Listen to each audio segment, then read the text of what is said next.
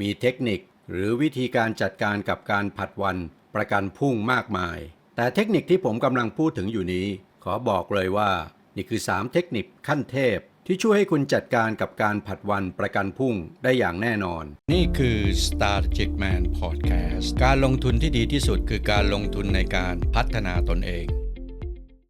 ในชีวิตของคนทุกคนในโลกนี้ไม่มากก็น้อยจะต้องได้รับผลกระทบจากการผัดวันประกันพรุ่งมีข้อแนะนำมากมายที่แนะนำเกี่ยวกับการจัดการกับการผัดวันประกันพรุ่งไม่ว่าจะเป็นการตั้งเป้าหมายการมีความฝันที่ท้าทายหรือ Think Big การวางแผน Action Plan แบบลงรายละเอียดแต่สิ่งที่พูดไปข้างต้นมันอาจจะเวิร์กสำหรับคนบางคนแต่ไม่เวิร์กกับคนทั่วๆไปไม่ต้องสงสัยเลยว่าอุปสรรคในการพาคนทั่วๆไปให้เดินหน้าไปสู่ความสำเร็จก็คือการผัดวันประกันพรุ่งจากการสำรวจความคิดเห็นผู้คนจำนวนนับหมื่นด้วยคำถามว่าอะไร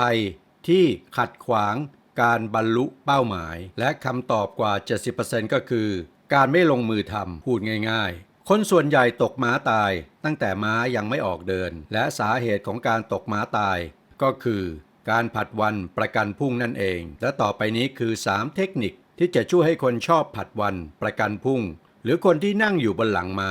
แต่ไม่ยอมให้ม้าเดินหน้าได้เริ่มต้นทำให้ม้าเดินหน้าสักทีเอาละเรามาเริ่มกันที่เทคนิคที่1กันเลยเทคนิคที่1หลอกสมองให้หลั่งสารเอนโดรฟินโดยการลงมือทำสิ่งง่ายๆก่อนได้โปรดเถอะคุณอย่าได้ไปเสียเวลารอแรงบันดาลใจแต่ให้ลงมือทำสิ่งที่ง่ายที่สุดก่อนแล้วแรงบันดาลใจจะตามมาคนส่วนใหญ่มีความเชื่อว่าการที่จะลงมือทำต้องมีแรงบันดาลใจที่จะมาทำให้เริ่มลงมือทำแรงบันดาลใจอาจจะเวิร์กกับคนส่วนน้อยแต่ไม่เวิร์กกับคนส่วนใหญ่เพราะถ้ามันเวิร์กก็คงไม่มีคนผัดวันประกันพรุ่งในโลกใบนี้คุณฟังมาถึงตรงนี้คุณอาจจะงงใช่ไหมครับว่ามันยังไงกันแน่มาฟังคำอธิบายครับมีงานวิจัยทางด้าน Neuroscience ที่วิจัยโดยดร. Timothy Saichi ผู้เขียนหนังสือชื่อดังที่มีชื่อว่า Solving the Procrastination Puzzle พบว่าแรงบันดาลใจจริงๆแล้วไม่ได้เกิดจากการที่เราได้ยินได้ฟังได้เห็นสิ่งที่สร้างแรงบันดาลใจแต่จริงๆแล้วแรงบันดาลใจเกิดขึ้นจากการที่สมองหลั่งสารแห่งความสุขเช่นสารเอนโดรฟินพอสารนี้หลั่งออกมามันก็ทำให้เกิดแรงบันดาลใจที่จะทำสิ่งต่างๆและการที่จะทำให้สมองหลั่งสารแห่งความสุขออกมาก็โดยการลงมือทำในสิ่งเล็กๆสิ่งที่ง่ายๆให้สำเร็จก่อนพอเราทำงานเล็กๆง่ายๆเสร็จมันก็เปรียบได้กับรางวัลเล็กๆสมองคนเราชอบรางวัลดังนั้นสมองจะหลั่งสารแห่งความสุขทำให้เราเกิดความสุขที่จะทำสิ่งนั้นและเมื่อกระบวนการนี้เกิดขึ้นเมื่อไหร่เจ้าตัวผัดวันประกันพรุ่งมันจะหมดฤทธิ์เพราะสมองชอบรางวัลจากความสำเร็จเล็กๆที่เกิดขึ้นอย่างต่อเนื่องพอคุณรู้ตัวอีกทีงานหรือเป้าหมายนั้นก็ลุล่วงซะแล้วเคล็ดลับของเทคนิคนี้ก็คือให้แบ่งงานหรือสิ่งที่จะทำเป็นขั้นตอนย่อยๆให้ได้ง่ายที่สุดเท่าที่จะง่ายได้ทั้งนี้เพื่อเป็นการเริ่มต้นหรือสตาร์ทขบวนการหลั่งสารแห่งความสุขยกตัวอย่างเช่นนักเรียนคนหนึ่งต้องการอ่านหนังสือสอบเพื่อพิชิตข้อสอบที่ยากสุดๆแค่คิดว่าจะอ่านหนังสือกองโตใจมันก็ห่อเหี่ยวกำลังใจถดถอยแล้วแต่ถ้าเริ่มต้นบอกตัวเองก่อนว่าขออ่านแค่หน้าเดียวพออ่านจบสมองจะหลั่งสารโดพามีนตอนนี้แหละสมองจะเริ่มติดใจและบอกให้นักเรียนคนนั้นอ่านต่อแต่ละหน้าที่ผ่านไปสมองก็จะหลั่งสารโดพามีนมาเรื่อยๆทำแบบนี้หนังสือกองโต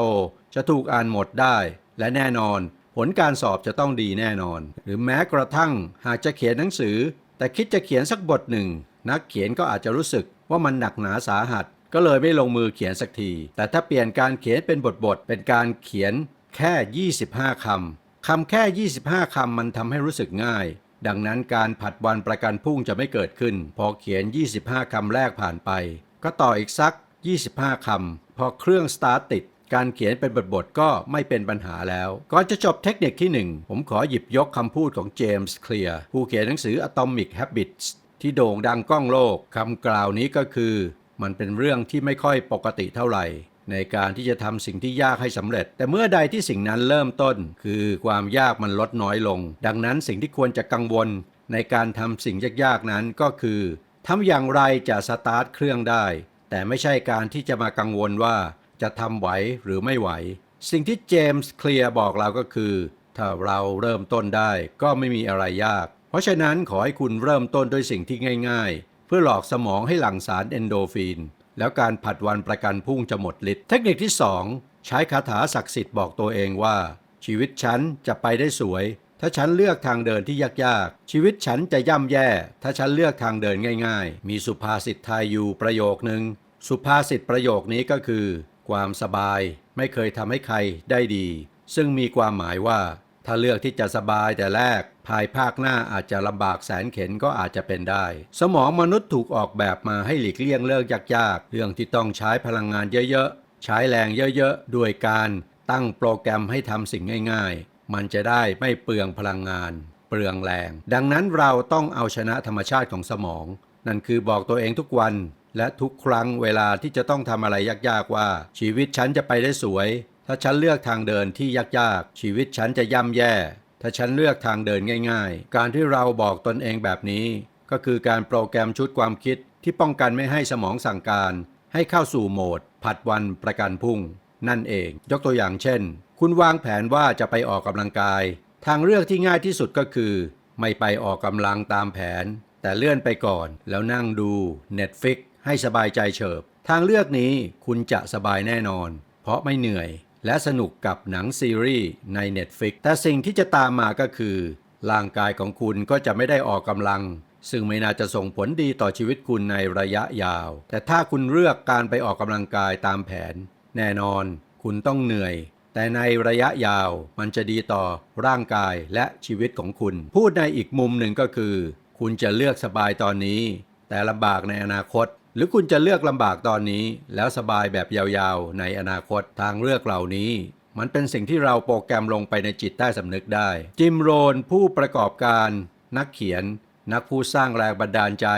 ชาวอเมริกันได้กล่าวไว้ว่าเป็นเรื่องปกติที่คนแต่ละคนจะต้องเจอกับเรื่องราวที่ทำให้เจ็บปวดในชีวิตใน2 รูปแบบที่1คือความเจ็บปวดที่จะนำไปสู่การสร้างรางวัลให้กับชีวิตเนื่องจากเราอดทนทำให้บรรลุเป้าหมายและความเจ็บปวดรูปแบบที่2ก็คือความเจ็บปวดที่จะสร้างความเสียใจให้กับชีวิตเนื่องจากเราไม่อดทนที่จะทำให้บรรลุเป้าหมายเทคนิคที่3เปลี่ยนการผัดวันประกันพรุ่งให้เป็นเข็มทิศของการลงมือทำคนส่วนใหญ่มักจะผัดวันประกันพรุ่งทั้งที่รู้ว่าถ้าทำสิ่งที่ต้องทำแล้วจะได้รับผลดีหรือทำให้ชีวิตดีขึ้นสาเหตุที่ทำให้คนส่วนใหญ่ผัดวันประกันพรุ่งมีด้วยกันหลายสาเหตุและหนึ่งในสาเหตุเหล่านั้นคือความกลัวหรือความสงสัยในตนเองยกตัวอย่างเช่นกลัวว่าจะล้มเหลวกลัวว่าจะถูกปฏิเสธกลัวว่าจะไม่ดีพอความกลัวเหล่านี้ทำให้ไม่กล้าที่จะทำสิ่งใดๆที่อยากทำสตีเวนเพรสฟิลด์ผู้เขียนหนังสือที่มีชื่อว่า The Wall of Art ได้ให้มุมมองที่น่าสนใจเกี่ยวกับความกลัวและความสงสัยในตนเองไว้ดังนี้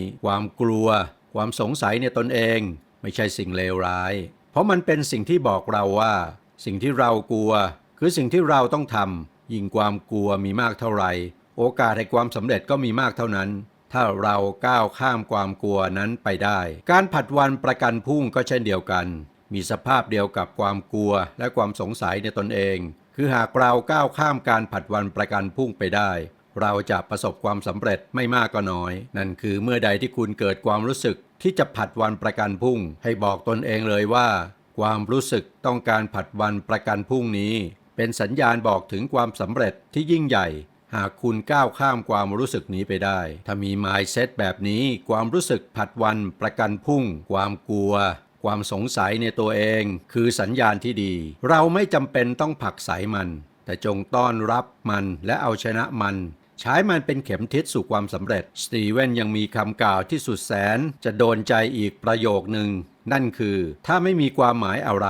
สมองเราจะไม่ส่งปฏิกิริยาต่อต้านใดๆออกมาสตีเวนพยายามบอกว่าเมื่อความรู้สึกเหล่านี้เกิดขึ้นกับตัวคุณมันก็คือจุดเริ่มต้นของความสำเร็จอันยิ่งใหญ่เอาละครับ3เทคนิคขั้นเทพจัดการกับการผัดวันประกันพรุ่งที่ผมเล่าให้คุณฟังมาทั้งหมดไม่มากก็น้อยน่าจะมีประโยชน์กับทุกท่านก่อนจบอย่าลืมกดไลค์กดแชร์กดติดตามกดกระดิ่งหรือกดสนับสนุนหากต้องการสนับสนุน Stargic Man สุดท้ายขอให้ทุกท่าน